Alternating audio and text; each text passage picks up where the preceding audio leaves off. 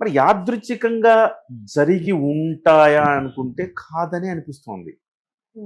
యాదృచ్ఛికంగా ఒక డైలాగ్ పెట్టొచ్చు, 4-5 డైలాగులు ఎందుకు అనంతపురం తీసుకెళ్లి గుండు కొట్టిస్తా అనే డైలాగ్ ఎందుకు పెట్టారు? సహజంగా పవన్ కళ్యాణ్ గారి మీద ఒక రూమర్ ఒకటి ఉంది.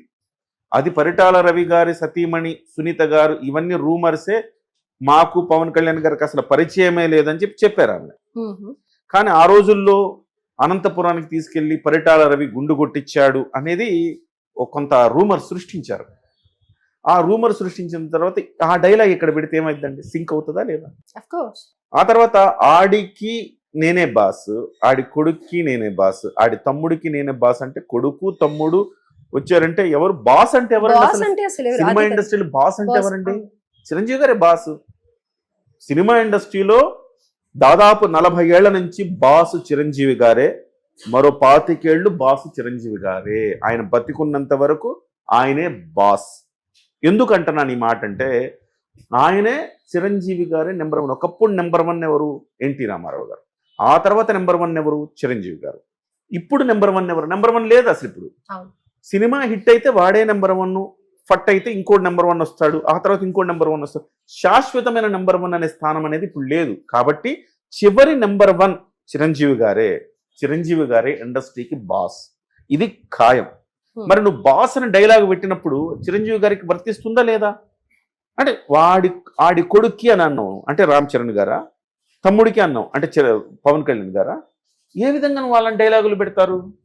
అంటే ఒళ్ళు కొవ్వెక్కి బలిసి ఇలాంటి డైలాగులు పెట్టారని అనుకోవాలా?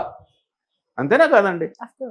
నిజంగా ఆ రకమైన డైలాగులు ఒకవేళ యాదృచ్ఛికంగా రాసి ఉన్నా అల్లు అర్జున్ గారు అది పలికేటప్పుడు షూటింగ్ అప్పుడు బుద్ధి జ్ఞానం ఉందారా? ఎవడ్రా రాసింది ఈ డైలాగులు? యూజ్లెస్ ఫెలోస్ ఇట్లాంటి డైలాగులు రాస్తారా అని చెప్పాలి కదా.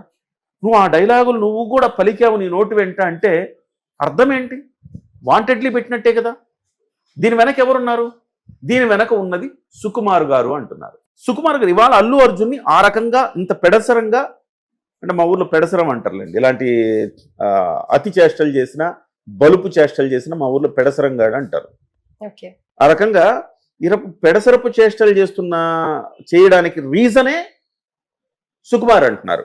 ఎలా అంటే సుకుమార్ గారితో ట్రావెల్ మొదలైనాకే మన అల్లు అర్జున్ గారికి కళ్ళు నెత్తికెక్కాయి అనేది ఇండస్ట్రీలో ఉన్నమాట, నేను చెప్పింది కాదండి. ఇండస్ట్రీలో గుసగుసలు. సుకుమార్ గారే ఆయన్ని స్టైలిష్ స్టార్ గా ఉన్న అర్జున్ని ఐకాన్ స్టార్ చేశారు. ఐకాన్ స్టార్ చేసి ఇవాళ నువ్వే తోపు, నీకంటే ఎవరు కాదు, మెగా ఫ్యామిలీ కింద నువ్వు ఉండడం, మెగా గొడుగు కింద నువ్వు ఉండడం ఏంటి, నీదే బ్రాండ్, నువ్వే అల్లు బ్రాండ్ వేసుకోవాలని చెప్పిన తర్వాత అతనిలో కొన్ని ఆశలు రేకెత్తి. అల్లు అర్జున్ గారు మెచ్యూర్డ్ పర్సన్ కాదండి. వాళ్ళు మనం మాట్లాడుకోవాల్సింది అల్లు అర్జున్ గారు మెచ్యూరిటీ ఎక్కడైనా కనిపిస్తుందా మీకు? స్టేజ్ ఎక్కిన తర్వాత ఫ్యాన్స్ గురించి అతను మాట్లాడే మాటలు, అతని వేషాలు, అతని హావభావాలు చూసిన తర్వాత అతను మెచ్యూరిటీ ఉందనిపిస్తుంది ఎవరికైనా? ఎవరికి కనిపించదు. ఆ స్థాయి స్టార్ చిల్లరగా. ఇవాళ ఒకప్పుడు మంచు ఫ్యామిలీ ట్రోల్స్ కి వేదికగా ఉండేది. నెక్స్ట్ అల్లు అర్జున్ ఇవాళ వాళ్ళు పడిపోయారు. ఇవాళ అల్లు అర్జున్ వచ్చేసాడు పైకి. అల్లు అర్జున్ మీద ట్రోలింగ్ మెటీరియల్ అల్లు అర్జున్. ఇవాళ ఎట్లాంటి ఇలాంటి డైలాగులు ఎలా పెడతారు? సుకుమార్ బుద్ధి లేకుండా పెట్టాడు అనుకుందాం ఒకవేళ, మళ్ళీ అల్లు అర్జున్కి ఏమైంది? నువ్వు ఎక్కడి నుంచి వచ్చి మూలాలు మర్చిపోతే ఎట్లా? ఇలాంటి డైలాగులు పెట్టి ఏం సమాజానికి ఏం సందేశం ఇద్దాం అనుకున్నావు నువ్వు? అంటే నేనే తోపని చెప్పాలనుకున్నావా? నువ్వు తోపంటే నువ్వు కాదు అనాల్సింది, జనమనాలు నువ్వు తోపని, అంతే కదా. నువ్వు కాదు కదా అనాల్సింది. అది సినిమాని సినిమాలాగే చూడాలి అంటూ ఉంటారు కదా. సినిమాని సినిమాలాగే చూస్తాం, కానీ ఇలాంటివి వచ్చినప్పుడు కొంచెం సెన్సిటైజ్ అవుతుంది కదండి. సున్నితమైన అంశాలు ఇవి. నీకు లోపల నిజంగా ఆ భావజాలం లేకపోవచ్చు, కానీ మెగాఫెస్ నిజంగా చిరంజీవి గారు ఇవన్నీ జుజ్జుబ్బి అండి. చిరంజీవి గారు పట్టించుకోరు, చాలా లైట్ తీసుకుంటారు ఆయన. చిరంజీవి గారు ఇలాంటివి అసలు ఆయన అసలు నెగిటివిటీనే తన దరిదాపులు కూడా రానిరు. ఆయన చాలా గొప్ప వ్యక్తి చిరంజీవి గారు. కానీ చిరంజీవి గారి ఫ్యాన్స్ కి అంత స్థితపరిత ఉండదు కదండి. చిరంజీవి గారి ఫ్యాన్స్ ఏమనుకుంటారు అంటే నువ్వు రెచ్చగొట్టడమే కదా. ప్రతి సందర్భంలో ఫ్యాన్స్ అని రెచ్చగొడతారా?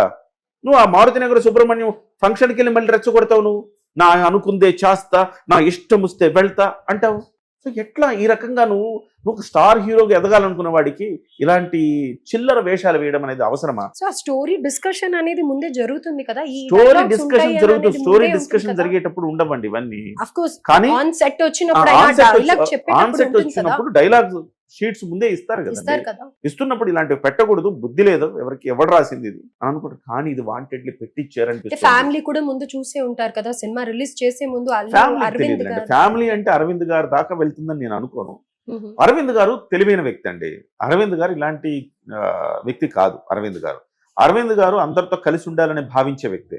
₹1 ఆదాయం రావాలని భావిస్తాడు అరవింద్ గారు. ఈ వివాదాల జోలికి వెళ్ళాలని అనుకోడు అరవింద్ గారు. ఓకే. ₹1 నాకు ఎట్లా ₹1 వస్తుంది, ₹1 స్థానంలో ₹10 ఎట్లా సంపాదించాలని ఒక బిజినెస్ మైండెడ్ పర్సన్ ఆయన. కానీ అల్లు అర్జున్ కి ఎట్లాంటి బుద్ధి పుట్టిందేమో సో అనిపిస్తుంది. కేవలం అల్లు అర్జున్ గారు వెనక ఉండి సుకుమార్ గారు ఈ రకమైన నడిపిస్తున్నారేమో అని. మొన్నటికి మొన్న మీకు జానీ మాస్టర్ అరెస్ట్ అయినప్పుడు కూడా జానీ మాస్టర్ మీద కేసు పెట్టించింది కూడా సుకుమార్ గారు అనే వార్తలు వచ్చి చూసారా మీరు? ఇది సుకుమార్ గారికి ఎందుకు ఈ రకమైన బుద్ధి ఎందుకు పుట్టిందో నాకు అర్థం కావట్లేదండి. ఇండస్ట్రీలో మాట్లాడుకునేది నేను చెప్పింది కదా, నేనేం చూడలేదండి. కానీ ఇండస్ట్రీలో వస్తున్న టాక్ ఇది. నిజంగా అలాంటి డైలాగులు ఆ రకమైన అంటే ఇప్పుడు ఎట్లా ఉంది సిచ్యువేషన్, అల్లు వర్సెస్ మెగా అనేది ఒక చిన్న కాన్ఫ్లిక్ట్ నడుస్తా ఉంది కదా. నడుస్తున్నప్పుడు ఇప్పుడు నడవడం కాదు, పుష్ప 1 నుంచే నడుస్తుంది కదా.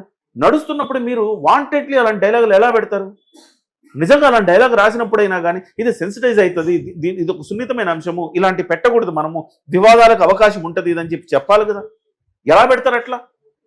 అంటే అప్పుడు అలా పెట్టాం, తెలిసే పెట్టాం, కావాలని పెట్టామంటే ఏమనుకోవాలి, మీకు బలుపు అనుకోవాలి కదా. ఇది మంచిది కాదు. ఇది మంచిది కాదు. ఎల్లకాలం ఫ్లాపులు హిట్లు ఎల్లకాలం ఉండవు, శాశ్వతం కాదు ప్రియాంక గారు.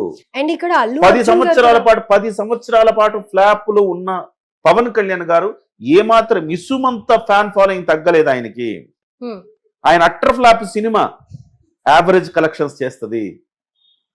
అలాంటి పవన్ కళ్యాణ్ గారు ఆయన వ్యక్తిత్వమే ఆయన 10 ఏళ్ల పాటు ఫ్లాపులున్న నిలబెట్టింది, ఇండస్ట్రీలో నిలబెట్టింది. ఒక 2 ఫ్లాపులు వస్తే 3 ఫ్లాపులు వస్తే విలవెల నడిపే ఇండస్ట్రీ నుంచి మానేస్తారండి. ఎంతమందిని చూడలేదు? మహా స్టార్ హీరోల కొడుకులను చూడలేదా మనం? ఎంతమంది సక్సెస్ అయ్యారు? సూపర్ స్టార్ హీరో కృష్ణ గారి కొడుకు రమేష్ బాబు గారు ఏమయ్యారు? దాసరి నారాయణరావు గారు ఎంతో మందిని స్టార్స్ చేశారు, ఆయన కొడుకు ఏమయ్యారు? కాబట్టి ఇవి సక్సెస్లు ఫ్లాపులు శాశ్వతం కాదు. మన వ్యక్తిత్వం శాశ్వతం. నిజమైన వ్యక్తిత్వం, జనానికి నచ్చితే వ్యక్తిత్వం తల మీద పెట్టుకుంటారు, నెత్తి మీద పెట్టుకుంటారండి. ఇవాళ అల్లు అర్జున్కి కళ్ళ ముందు అర్జున్ రెడ్డి సినిమా తీసి ఎలాంటి విర్రవీగిపోయిన విజయ్ దేవరకొండ ఎగ్జాంపుల్ కాదా? ఏమైపోయాడు విజయ్ దేవరకొండ? ఎక్కడున్నాడు ఇప్పుడు విజయ్ దేవరకొండ? సో ఇది నిజంగా ఇది చాలా చాలా తప్పు. నిజంగా ఆ డైలాగులు నేను సినిమా చూడలేదు కానీ నేను చెప్తున్నా, ఆ డైలాగులు ఉంటే కానీ చాలా చాలా. సో తన ఓన్ ఐడెంటిటీ క్రేవింగ్ కోసం అని ఇలా చేశారు అల్లు అర్జున్. ఓన్ ఐడెంటిటీ తెచ్చుకోవచ్చు ప్రియాంక గారు. ఓన్ ఐడెంటిటీ ఏంటి? Own identity